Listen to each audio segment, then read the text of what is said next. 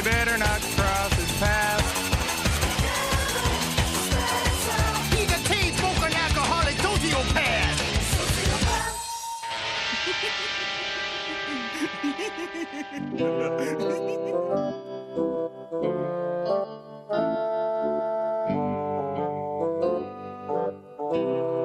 Hey, you ate a crazed up, Percy. I'm still thinking. Well, what letters you got? I got D-U-M-B-E-S-T.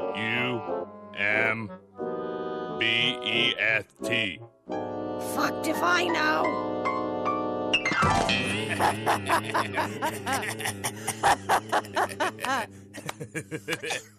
Hey, while you's up, go get Daddy 4 more beers.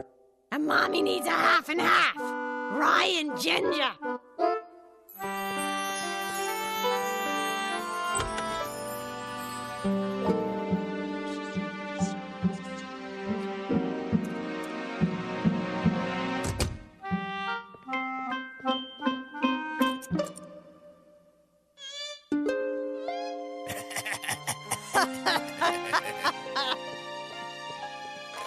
Ain't no shaking him, fuck. It's your turn, cockface. Kevin wasn't too happy about being called a cockface. Leastwise, that's what he figured the letters spelled, mostly because he couldn't read. What's the matter, Kevin? You stuck? Kevin told his parents that the only thing he was stuck in was a deep and endless black pool of rage and despair, and it was all he could do to cling to the last vestiges of reality.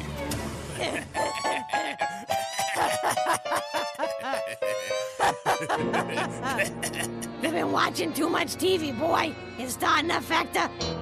Hey, where's my fucking half and half? Give me a beer. Hold me over till the boy gets back. Blow me. I will if you give me the beer. Nah, get your own beer. Kevin had just about had it with Fatty and the old man always bossing him around, and so he told them it was high time they got off their fat, unemployed welfare asses and got their own drinks. Then he told them he was going to hang around the warehouses down by the waterfront and get jimmied up on cough syrup. Show some fucking respect for your fat mother, boy. She ordered a half and half, so hop to it. Kevin told the old man that he was never going to hop again, unless it was with joy and on top of his grave. Yeah, like I'm ever gonna die. You can't take down the personator. Ryan Ginger, fuck!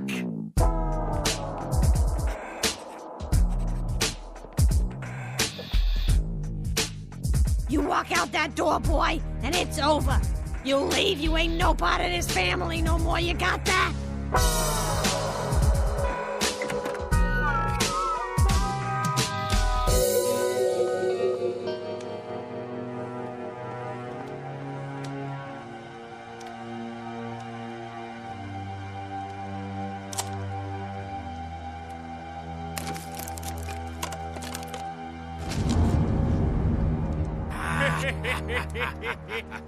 Even though he'd spent many hours in the past sitting alone at the docks getting loaded and thinking about the futility of life and girls roller skating in shorts and tank tops, this time Kevin was kind of nervous.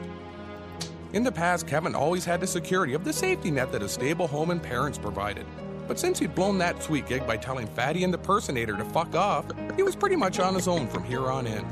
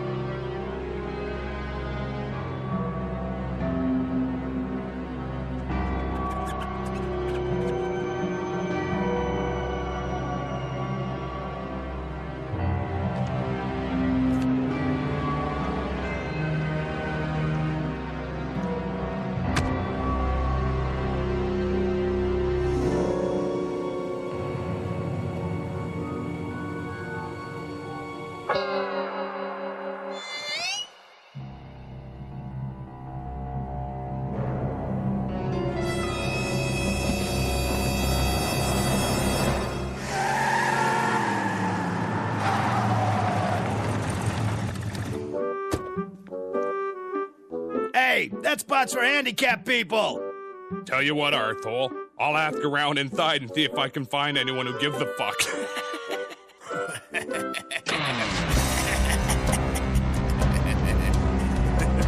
Ah, my fucking spine! Who's laughing now, asshole? Huh, funny guy? Who's laughing now?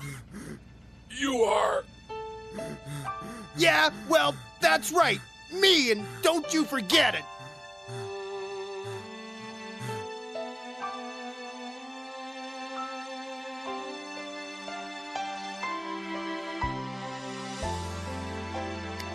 What is it? You got any smoke? God, no! Then fuck off! No! The fat drunk man is dead!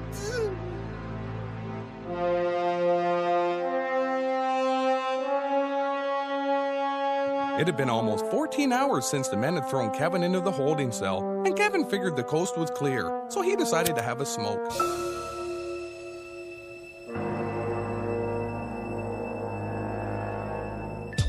Kevin wasn't sure what was going on, but just in case any of the other kids were trying to horn in on his action, he told them he wasn't sharing his smokes. And just in case that wasn't enough to keep them away, he also told them he had the Ebola virus and a contagious tapeworm. Then he told them he was a homicidal cannibal. Then he burned his finger because he let the lighter heat up too long.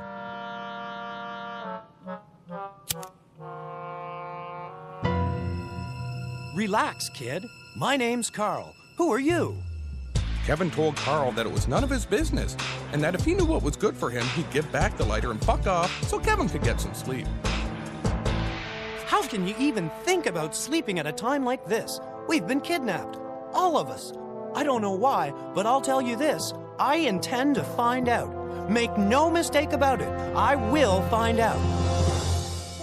Kevin told Carl that talking like a bad action movie hero made him sound like a moron, especially since it was only a cheap and shallow attempt to mask his fear, which was obvious to anyone with half a brain. Oh, and I suppose you've got a better idea? Well, let's hear it, smart guy. Come on, kid. What's your big... Kevin figured that ought to straighten things out. Then, because he couldn't think of anything else to do, he cleaned out Carl's pockets. Kevin only found $2 and some gum, which made him hate Carl even more.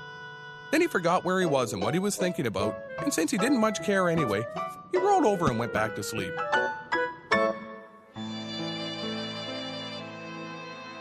I know this is difficult, ma'am, but we need you to make a positive identification.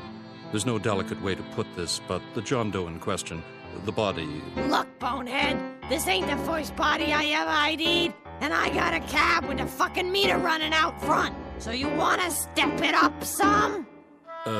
Just let me know when you're ready, and I'll pull back the curtain. Go fuck!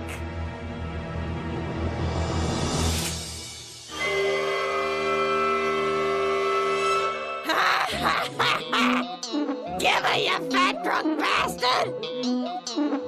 What the? Hey, close the curtains, you fucking pervert!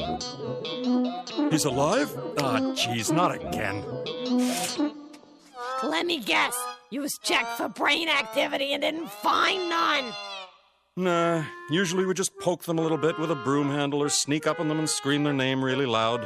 Your husband never even flinched. He got used to playing dead last time he was in the joint, so his cellmate wouldn't cornhole him. Hey, is it okay if I smoke in here? No. I tell you what, we both will play dumb if anybody asks.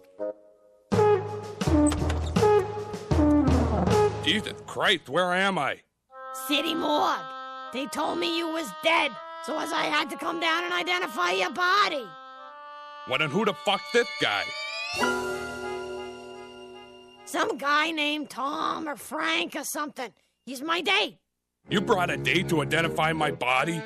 Am I supposed to spend the rest of my life alone? We'll talk about this later. You, date's over. Fuck off. That's up to the lady. You're willing to fight for her honor? Let's go, Percy. If he's that fucking stupid, I'm better off with you. Ain't I always told you that, fatty? Don't you call me fatty. I'll call you whatever the fuck I like. I swear to Christ, Percy. One more time and I'll fucking drop you. You Why don't you try dropping a few pounds instead? Stay around 100.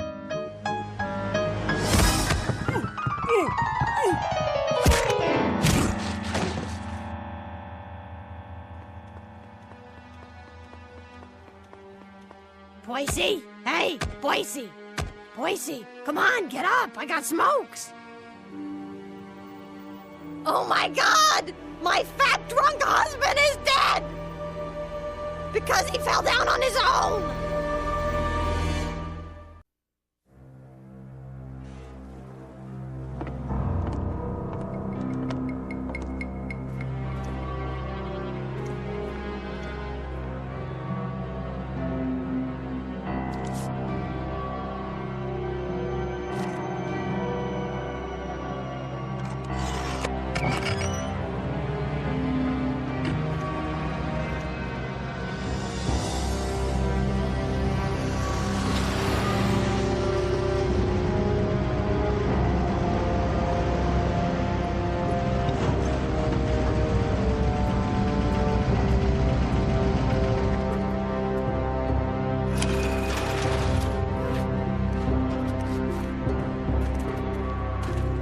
There's one missing. He's pretending to be dead. Sounds like an old cellmate of mine. Like I would have wanted to have sex with him even if I was gay. Fat guy with a drinking problem. Hadn't had a bath in weeks. I don't think he could read either. Wake him up.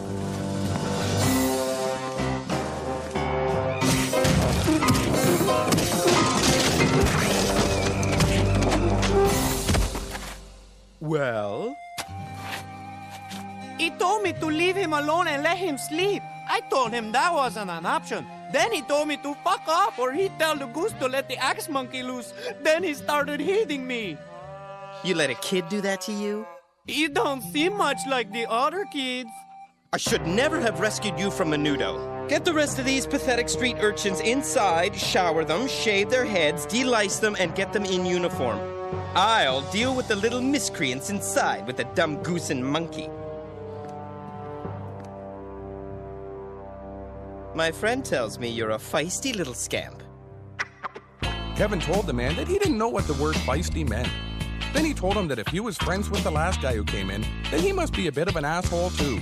Because the last guy was a king-holy sack of useless shit and was damn lucky to get out of the truck with his life. You know, you're right. He is an asshole. I think I'm going to like you.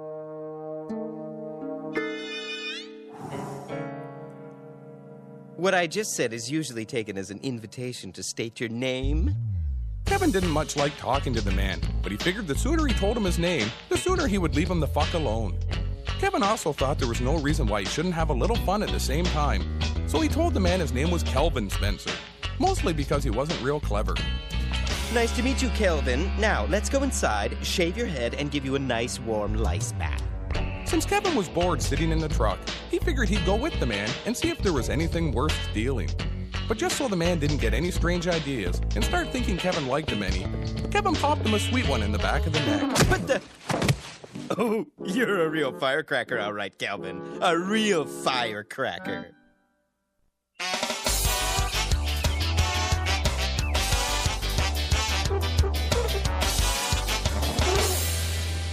Okay, listen up, fellas.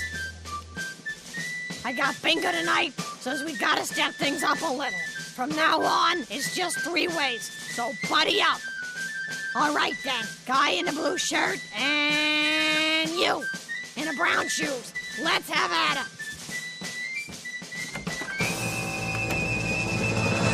What the fuck's going on? Ah, shit. Jeez, Boise, you was alive. Hey, back of the line, loser! The name's Personator, and the line starts and ends right here, cocksucker. And just in case you think I'm lying.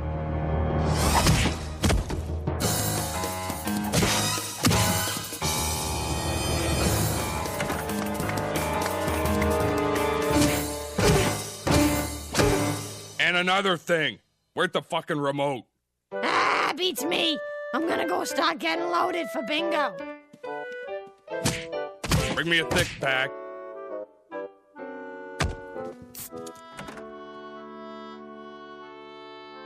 The TV ain't on. Can't find a remote. Fuck, I thought you was dead. Can't keep the Perthinator down. You know that.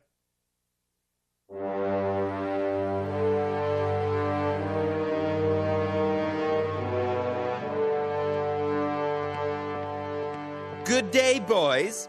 Let me begin by saying you all look much better with the filth of the street washed off you. Now, I presume you're all curious as to why we have removed you from your various corners and cardboard boxes and dragged you halfway around the world? It's simple. Pop music. For those lucky few of you who graduate, the world will be your oyster.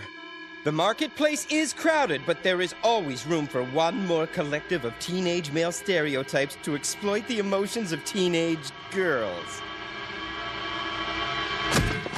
5 of you lucky boys will make the final cut. The rest of you, well, you didn't have much to live for anyways, okay, sirrah, sirrah. Wake-up calls at 5 a.m. sharp. Lateness isn't an option. You'll get your assignments in the morning. Now eat the sheets and no gay stuff. You're sexy guys now.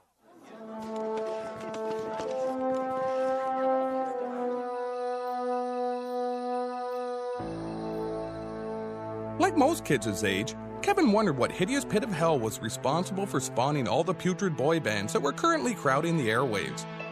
Now that he knew, more than anything else in the world, Kevin wanted to set fire to the place and destroy everyone and spare the world. But the more he thought about it, the more he realized that not destroying all the potential boy band members better suited his worldview. Because in the long run, a new boy band meant that many more people would suffer. As Kevin fell asleep, he decided he would do everything in his power to make sure he was one of the members of the band, so he could be a first-hand participant in the misery they caused. In the meantime, he figured he'd cause some misery by taking a round out of the kid in the next bunk with his shoe. Up and at 'em, boys! Welcome to your first day of hell.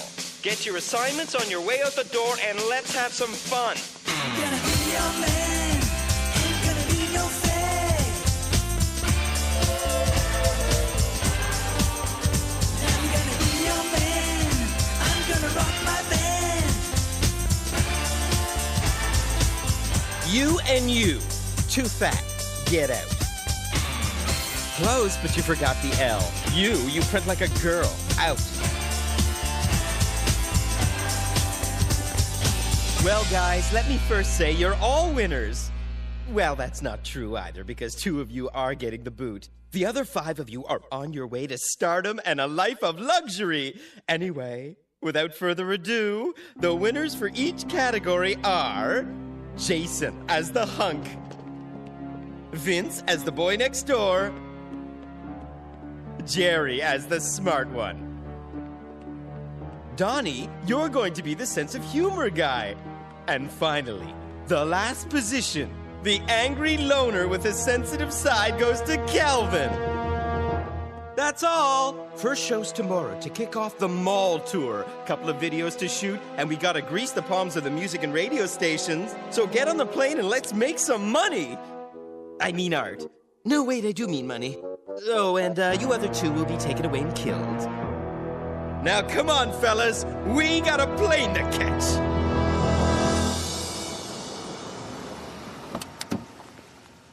Pay the arthole. I ain't got no money. Then tell him to fuck off or run. I don't care. Ah, fuck off. Hey, his name's Boise Spencer. What the fuck's going on? Beats me. Let's just get our stuff and get out of here. Hey kids, I'm Marty. And I'm the Lone Wolf from the Marty and Lone Wolf Morning Cavalcade of Wackiness. And we're here to introduce the newest boy band that's going to steal your hearts. And your money. Yowza, that stings. Just kidding. About the hearts. Bada bing, ouch. Just intro the fucking band.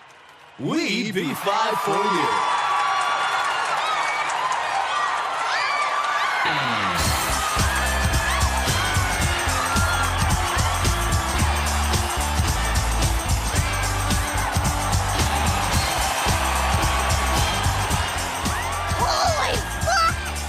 A boy!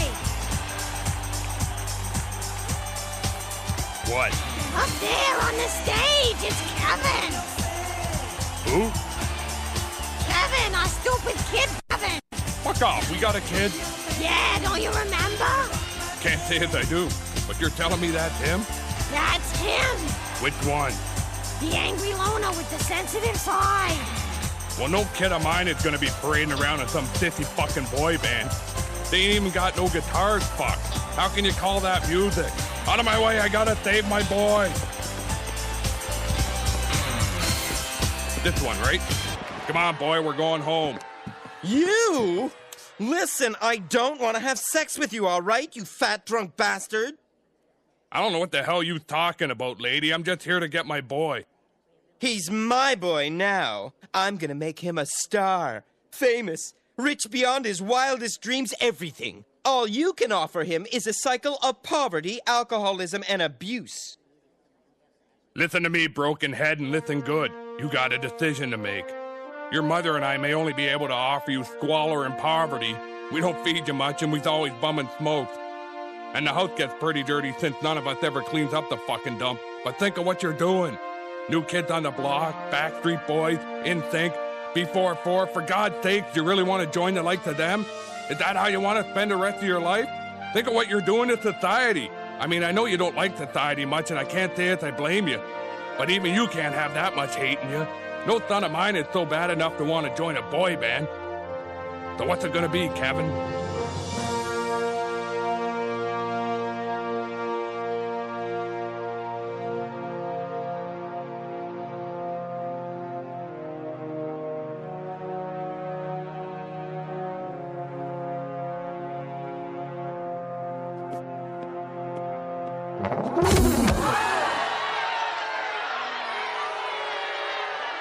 Ah, fuck all of you. That's my boy. Come on, son. Me and your mama's gonna take you drinking, and we're gonna get drunker than we ever been.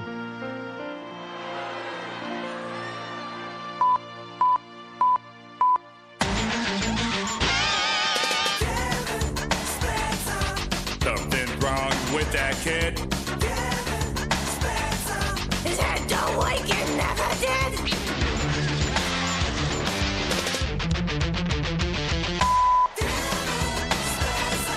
You better not cross his path. He's a tea-smoking alcoholic sociopath! I should never have